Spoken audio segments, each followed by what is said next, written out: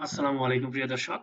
যারা ভারতের টুরিস্ট ভিসার জন্য অনেক অপেক্ষা করছেন যে বাংলাদেশে বিক্রম মিস্ত্রি আসার পর হয়তোবা কোনো একটা বড় ধরনের একটা আপডেট আসতে পারে, এটা দ্য হিন্দুস্তান টাইমস যে নিউজ পেপার, সেই নিউজ পেপারও কিন্তু সেই নিউজটা বলা হয়েছিল, কিন্তু আসলে বাস্তবিক অর্থে কতটুক অগ্রসর হচ্ছে এবং ভারতের বিক্রম মিস্ত্রির সাথে কি কথা হয়েছে সম্পূর্ণ বিষয় আলোচনা করব। তাই ভিডিওটা স্কিপ করে সম্পূর্ণ ভিডিওটা দেখেন। যারা টুরিস্টে যাওয়ার জন্য চিন্তা ভাবনা করতেছেন তাদের জন্য আসলে কোনো ভালো কোনো আপডেট নেই, বা কোনো সুন্দর বা কোনো ইয়া নির্ভরযোগ্য কোনো একটা আপডেট আপনারা এখন পর্যন্ত পান নাই, কারণ এই বিশ্বাস সংক্রান্ত কোনো বিষয় হয় নাই। তবে এখানে একটা বিষয় হয়েছে যে ইউরোপীয় ইউনিয়নের যে 19টা দেশের কূটনীতিকের সঙ্গে যে বৈঠক হয়েছে, সেই বৈঠকে বাংলাদেশের তরফ থেকে তাদেরকে জানানো হয়েছে দিল্লি থেকে যে ইয়াগুলো সরানোর জন্য, যেন আমরা দিল্লিতে যেন না যাইতে হয়, দিল্লি ছাড়া অন্য কোনো রাষ্ট্রে যেন তাদের দূতাবাস থেকে বাংলাদেশের সুযোগ সুবিধা দেওয়ার জন্য ইত্যাদি বিষয় আলোচনা করা হয়েছে। তবে বিক্রম মিস্ত্রির সাথে কি কি কি বিষয় নিয়ে বৈঠক হয়েছে সম্পূর্ণটা আজকে এই ভিডিওতে আলোচনা করব। তো চলুন আমরা সেই জিনিসগুলো শুনে আসি যে বিক্রম মিস্ত্রির সাথে কি কি বিষয় নিয়ে কথা হয়েছে বাংলাদেশের পররাষ্ট্র সচিবের। আপনাদের সামনে উপস্থাপন করছি। আপনারা জানেন যে ভারত আমাদের নিকটতম প্রতিবেশী। ভারতের সঙ্গে আমাদের সম্পর্ক ঐতিহাসিক। এই প্রেক্ষিতে কনসালটেশনে উভয় প্রতিনিধি বাংলাদেশ এবং ভারতের মধ্যে বিদ্যমান যে সম্পর্ক, সেই সম্পর্ককে সামনের দিকে আরো এগিয়ে নিয়ে যাওয়ার ব্যাপারে একমত হয়েছে। কনসালটেশনে দুই দেশের পারস্পরিক স্বার্থ সংশ্লিষ্ট বিভিন্ন বিষয় নিয়ে ফ্রি ফ্র্যাঙ্ক এন্ড ক্যান্ডিড তথা খোলা মনে আলোচনা হয়েছে। আমরা বলেছি বাংলাদেশের সবচেয়ে নিকটবর্তী প্রতিবেশী দেশ হিসেবে ভারতের নিকট আমরা আমাদের দুদেশের মধ্যে বিদ্যমান সকল অনিষ্পন্ন বিষয়সমূহে দ্রুততম সময়ের মধ্যে নিষ্পত্তির জন্য ভারতের সহযোগিতা কামনা করি এবং এই লক্ষ্যে আমরা একযোগে কাজ করার বিষয়ে গুরুত্ব আরোপ করেছি। আমি দুই দেশের সাধারণ জনগণের ভেতরে আস্থা ও বিশ্বাস বিনিময়ের গুরুত্বের উপরে জোর দিয়েছে এবং এক্ষেত্রে বাংলাদেশ সম্পর্কে নেতিবাচক প্রচারণা রোধে ভারতের সক্রিয় ভূমিকা আশা করেছি। বাংলাদেশের জুলাই আগস্ট বিপ্লব এবং বিপ্লব পরবর্তী সংখ্যালঘুদের প্রতি কথিত বৈরী আচরণ নিয়ে ভারতীয় গণমাধ্যমে অপপ্রচার, মিথ্যা তথ্য এবং বিভ্রান্তিকর বয়ান রয়েছে।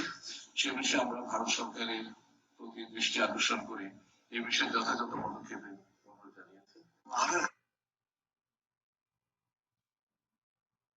বাংলাদেশে স্বাধীনভাবে সব মানুষ ধর্মচর্চা করে আসছে এবং এ বিষয়ে কোনো ধরনের বিভ্রান্তি এবং অপপ্রচারের সুযোগ নেই। এ বিষয়ে বাংলাদেশ সরকার সরেজমিন অবস্থা দেখার ও পর্যবেক্ষণ করার জন্য বিদেশি সাংবাদিকদেরও আহ্বান জানিয়েছেন। সেই সাথে আমরা এও বলেছি যে এটি আমাদের অভ্যন্তরীণ বিষয় এবং আমাদের অভ্যন্তরীণ বিষয়ে অন্য দেশের মন্তব্য সমীচীন নয়।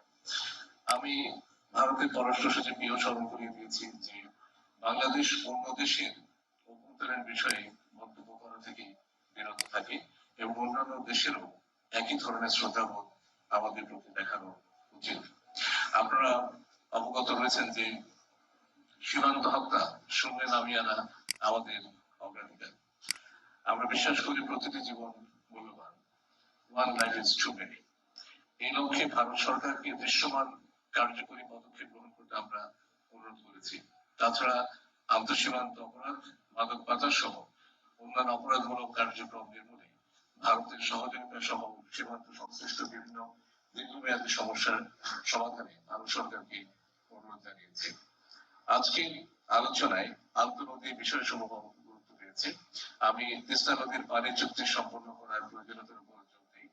গঙ্গা পানি চুক্তির মেয়াদ 2026 সালে উত্তীর্ণ হয়ে যাবে। সে প্রেক্ষিতে তা নবায়নের প্রক্রিয়া শুরু করার উপরও আমরা গুরুত্ব দিয়েছি। এছাড়াও আরো যে কয়টি আন্তঃসীমান্ত নদীর পানি বন্টন সংক্রান্ত চুক্তির দুই পক্ষের মধ্যে আলোচনাধীন সেসব সম্পন্ন করার জন্য বিশেষ জোর দিই। বন্যা পূর্বাভাস, উপাত্ত কিংবা ডেটা আদান প্রদান সহ বন্যা প্রতিরোধে ভারতের সার্বিক সহযোগিতা কামনা করি এবং এ বিষয়ে একটি উচ্চ পর্যায়ের মেকানিজম গঠন করার বিষয়েও আলোচনা করি। ভারত আমাদের অন্যতম বৃহত্তম বাণিজ্যিক অংশীদার। ভারতের সাথে আমাদের দ্বিপাক্ষিক বাণিজ্য বৃদ্ধির জন্য বিদ্যমান ট্যারিফ, প্যারাট্যারিফ এর মতো বাধা সমূহ দূর করার উপায়ের উপর আমরা গুরুত্ব আরোপ করেছি। আমরা ভারত থেকে আমাদের নিত্য প্রয়োজনীয় পণ্যের নিরবচ্ছিন্ন সরবরাহ নিশ্চিত করতে প্রয়োজনীয় উদ্যোগের গ্রহণের অনুরোধ করেছি। আপনারা জানেন যে বর্তমানে ভারতের সাথে জ্বালানি এবং বিদ্যুৎ খাতে আমাদের পারস্পরিক সহযোগিতা ক্রমাগত বৃদ্ধি পাচ্ছে।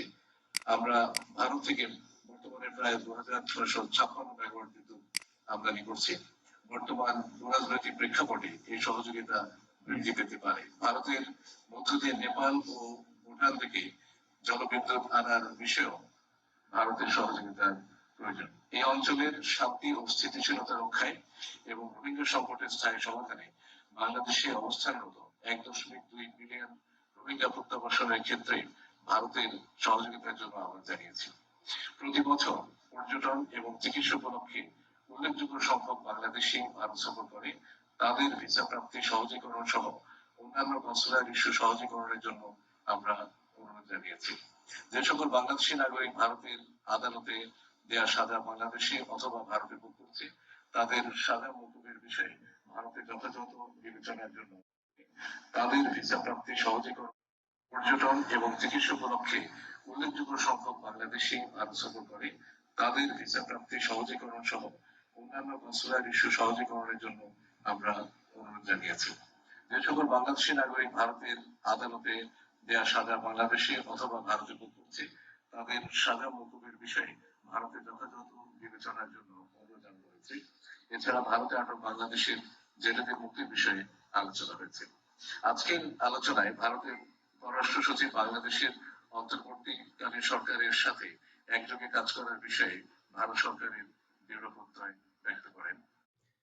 প্রিয় দর্শক, আপনারা তো শুনলেন যে বিক্রম মিশ্রির সাথে যে ভারতের পররাষ্ট্র সচিব, ওনার সাথে যে কথাগুলো হয়েছে সেই কথাগুলো আপনাদেরকে শোনাচ্ছি। এখানে ভিসার বিষয়টা, তারা ভিসার বিষয়ে তেমন কিছু আলাপ আলোচনা হয় নাই। সেটা বিষয়টা হচ্ছে যে ভারতের যে পররাষ্ট্র সচিব বিক্রম মিশ্রি, ওনার কাছে এই যে বাংলাদেশের টুরিস্ট এবং যারা মেডিকেল ভিসায় যায় তাদের জন্য একটু ভিসা সহজীকরণের জন্য তারা আবেদন করছে। সেই আবেদনের প্রেক্ষাপটে এখনো কোনো তারা তাদের পক্ষ থেকে, ইন্ডিয়ার পক্ষ থেকে কোনো নিউজ পাওয়া যায়নি। হয়তোবা 2-1 দিন পরে এটা নিউজ পাওয়া যেতে পারে, তবে ভালো কিছু আশা করা যাচ্ছে না। যতটুকু আশা আপনারা অনেকেই করছেন বা ততটুকু আশা করা যাচ্ছে না। যাই হোক প্রিয় দর্শক, আপনারা শুনলেনই যে বিক্রম মিস্ত্রির সাথে যে আলাপ আলোচনা হয়েছে, সম্পূর্ণ বিস্তারিত আলোচনা আপনাদের সাথেই শেয়ার করলাম। সবাই ভালো থাকবেন, সুস্থ থাকবেন। আজকে এবারের মতন বিদায় নিলাম। ধন্যবাদ।